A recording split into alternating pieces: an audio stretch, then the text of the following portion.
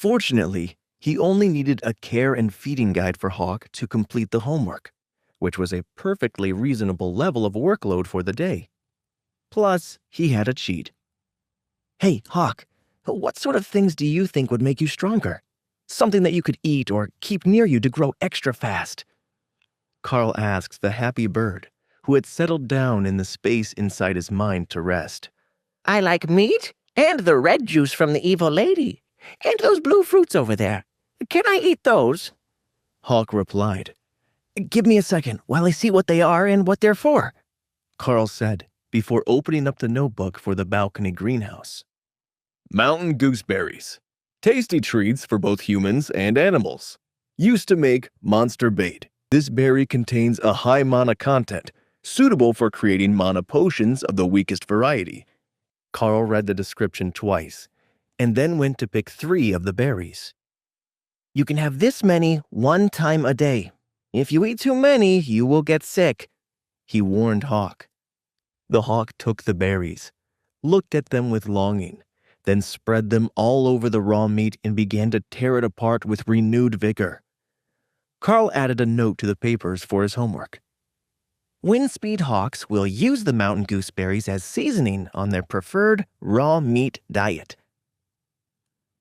Once the hawk had finished eating for a moment, and lay down to let the influx of mana and nutrients settle into its body, Karl started with the questions. "Why do you call Sergeant Rita the evil woman?" he asked. "Every time I see her, she wants me to work, but there is never food. What else could she be except evil?" Hawk replied. "All right then. Where's the most comfortable spot to rest?" Karl asked. "Right here. Maybe the branches of that tea tree. Those ones smell good, and they hide your scent from prey. Tea trees are good trees," Hawk replied. All afternoon, Karl quizzed the bird and wrote out a report with the answers.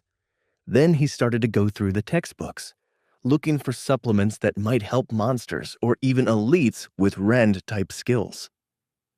The first group didn't have much research on it, but the second one was pretty common. All sorts of warrior classes had a rending attack after a bit of training, and it was among the skill techniques that the Golden Divine Academy taught its warriors. Karl began to flip through the standard textbooks until he found the alchemy text. That one was more productive. Once they had the list of potential potions and treatments, Karl just had to check the ingredients to see if it was something that Hawk might like. Most of them were all herbal-based, but once he got to the strength potion, he found something promising. It was made from monster blood, infused with the dust of a gemstone that gave off strong magical energy. The two together gave the human imbiber a long-duration burst of energy. That stone was the promising part. He didn't really need something that would give Hawk a burst of strength. After that, Karl kept searching, but only found one other resource, a wind magic stone of the same sort. That one wasn't a natural resource. It was created by mages as a mana storage device. Hawk loved to absorb mana, and since it was air magic, Karl had some hopes that it would be able to work with that stone to improve its own abilities. That was 4 potential resources: high-energy monster meat with mountain gooseberries for seasoning, the infused blood, the strength stone, and the wind stones. If he could get all 4 of them, he might even be able to get Hawk through to awakened strength in the next few weeks. The next morning, Rita returned to collect Karl's homework before breakfast, and then came back with a small bag for their classwork. "All right, I got you what I could to see if the resources actually help a pet beast grow faster than the average. This isn't going to be a short process. The Windspeed Hawk is going to need the whole semester to make it to awakened naturally.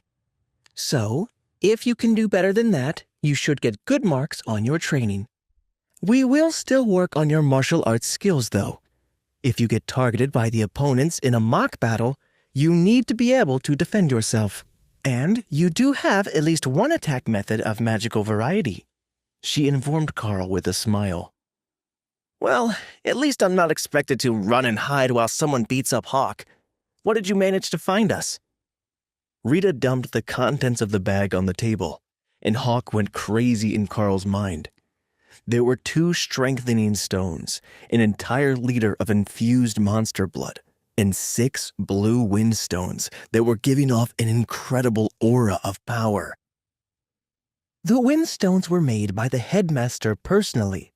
He was part of the first batch of successfully injected elites, and he is now an overlord-grade mage.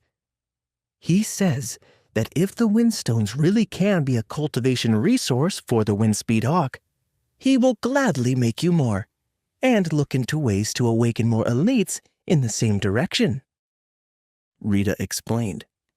I take it back. Evil lady is actually nice lady. Hawk screeched as it stared at the buffet in front of it. Karl ignored the bird's antics in his mind and placed one of the strength stones in a small dish full of monster blood. The energy seemed to seep from the stone to the soup Rita had also gotten, but Karl wasn't sure what to do with the wind stones. You can't crush the wind stones, it will break the spell. But if he just sleeps beside them or wears one as a pendant, the mana should help, assuming he can use it anyhow. That's how the new air magic users do it. Karl called Hawk out, and the bird immediately went to the soup and licked the entire bowl clean before turning its head to the wind stones. Each was no bigger than the diamond on a wedding ring, but the energy contained inside was immense. Sleeping next to them shouldn't be a problem, and Karl could even make a little pouch to carry them around Hawk's neck. But the bird immediately ate one, and swirling winds began to build around the balcony, tearing leaves from trees and nearly knocking over planters for the smaller varieties, before Karl pulled Hawk into his mental space. "What are you doing?" he demanded of the tiny bird that was now radiating magical power. It's food. Amazing, powerful food. What else would I do with it if not eat it? Inside the space, winds whipped and power flowed constantly from Hawk to Karl, strengthening his body as if he were the magical beast. But from the outside, from Rita's perspective, everything was calm, and Karl was meditating or distracted by his thoughts, with no sign of external stimulus. All she could do was patiently wait until an hour later when Karl finally opened his eyes and gave an exhausted. The Windspeed Hawk appeared on the table, looking exactly as it always did, with cream feathers covered in mottled brown patterns that matched the common trees of the forest. But now it was much larger, as long as Karl's forearm, as a nearly full-grown Windspeed Hawk should be.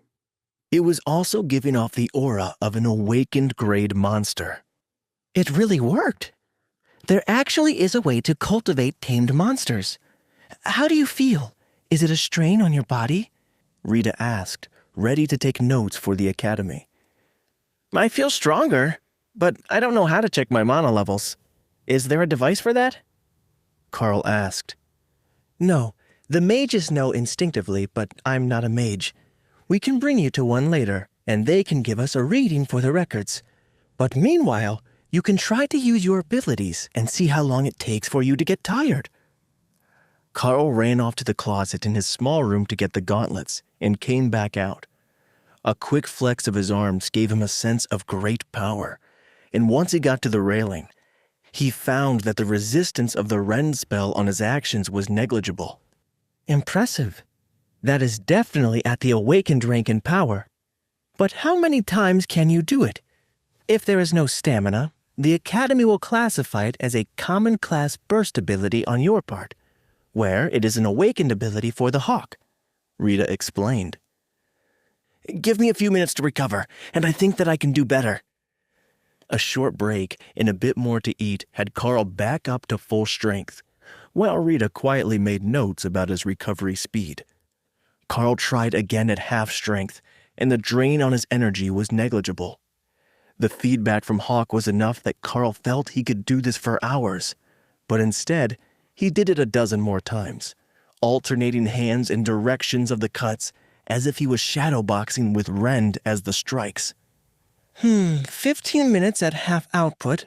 That's still common great strength, but on the strong side of it, and it looks like you are improving as the Hawk improves. Not bad for the first week, right? If you leave those resources here, I think that we can do better by the end of the month. We might even have enough strength to fight with some of the second-year students by the time the exams come around. Rita laughed at Karl's enthusiasm.